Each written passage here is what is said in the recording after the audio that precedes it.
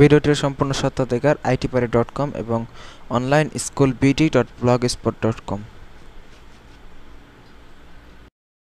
Dear learners, online school BD এবং itpari.com এর তরফ থেকে আমি মোহাম্মদ আব্দুল কাদের আমাদের ভিডিও টিউটোরিয়ালে আপনাদেরকে আবারও স্বাগতম জানাচ্ছি। তো এর মধ্যে আমরা অফ পেজ অপটিমাইজেশন শুরু করে দিয়েছি। তো এর আগের পর্বে আমরা অফ পেজ অপটিমাইজেশনের শুরুর দিকে কিছু কথা নিয়ে হাইলাইট করেছি, বা অন পেজ অপটিমাইজেশন আমরা কি করেছিলাম সেগুলো নিয়ে হাইলাইট করেছি। তো সেই সুবাদে আজকের টিউটোরিয়ালে আমরা আপনাদের সাথে অফ পেজ অপটিমাইজেশনের ধারাবাহিক যে কাজগুলো আছে সেগুলো শুরু করব। তো অফ পেজ অপটিমাইজেশন কী ধরনের কি কাজ আছে সেগুলো আমরা এর আগে দেখিয়েছি। আমরা আরেকবার একটু দেখি। শুরুতেই যে কাজটি আছে সেটা হলো ক্রিয়েটিং ব্যাকলিঙ্ক তৈরি করতে হবে অন পেজ অপটিমাইজেশন করতে গেলে, অফ পেজ অপটিমাইজেশন করতে গেলে। তো ব্যাকলিঙ্ক কি সেটা অবশ্যই আমাদেরকে জানা উচিত, বা আমরা আগে বলেছি যে সার্চ ইঞ্জিনে ব্যাকলিঙ্কের গুরুত্ব থাকে অনেক। তো ব্যাকলিঙ্ক কি সেটা আমরা অবশ্যই দেখব। তো চলুন আমরা আজকে ব্যাকলিঙ্ক নিয়ে আলোচনা করি একটু।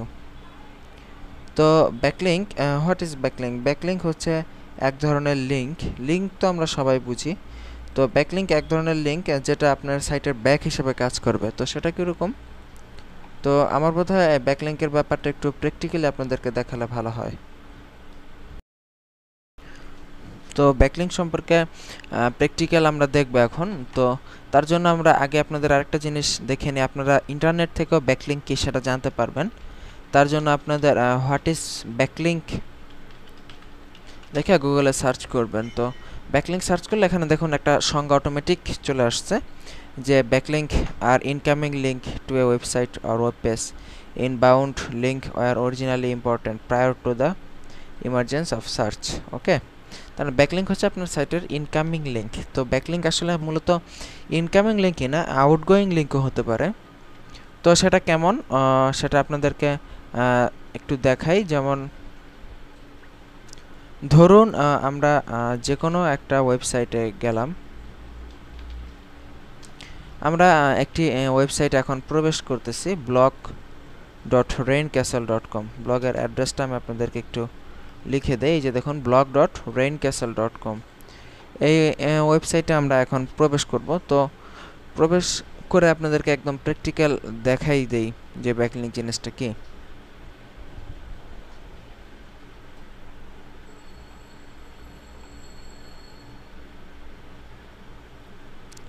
সাইটটা লোড হচ্ছে। অবশ্য এই ব্লগ সাইটটা একটু বিশাল। ধরুন আমরা এই যে এই ব্লগ সাইটে আমরা ঢুকেছি। আমরা এই ব্লগ সাইটের মানে হোম পেজে আছি, আপনারা দেখতে পাচ্ছেন। তো এখানে এটা একটা পোস্ট। তো এই একটা পোস্টে আমরা যাব, যে কোনো একটা পোস্টে আমরা শুরুর দিকে যাই। তো দেখুন এই পোস্টে আমরা এখানে ক্লিক করলাম। ক্লিক করে আমরা একটা পোস্টে ঢুকলাম। এই ব্লগের একটা ফার্স্টে যে পোস্টটা আমরা দেখতে পাচ্ছি সেই পোস্টটাতে এখন ঢুকলাম। তো পোস্টটা লোড হচ্ছে। আসলে এই ব্লগটা একটু স্লো। তো যাই হোক, আমরা আপনাদেরকে ব্যাকলিঙ্কের জিনিসটা দেখাই। তো এই ব্লগের পোস্টে কিন্তু আমরা এখন আলটিমেটলি আসি। তো নিচের দিকে গেলে আপনারা এই যে কমেন্টস যে সেকশনটা দেখতে পাচ্ছেন, এই কমেন্টস সেকশনে দেখুন এখানে একজন কমেন্ট করেছে, ইটস রিয়েলি ইম্পর্ট্যান্ট পোস্ট। এটা সত্যি ইম্পর্ট্যান্ট পোস্ট, এই কথা লিখে উনি কমেন্ট করছেন। তো এখানে আমরা ওনার নাম দেখতে পাচ্ছি। এই কমেন্টটি পোস্ট হয়েছে বাই এই ডেনায়েল খাইরুল। তো এই যে ওনার নাম দিয়ে যে উনি কমেন্টটা পোস্ট করেছেন, তো আমরা যদি ওনার নামে ক্লিক করি, দেখুন ওনার নামটা ধরলে বাম পাশে নিচের দিকে লক্ষ্য করুন, স্ট্যাটাস বারে ওনার একটা ওয়েবসাইটের অ্যাড্রেস দেখাচ্ছে। তো এখানে ছিল ওনার নাম। আমরা এটা ক্লিক করলে আমরা কিন্তু দেখুন সরাসরি কিন্তু আমরা একটি ওয়েবসাইটে চলে গেলাম।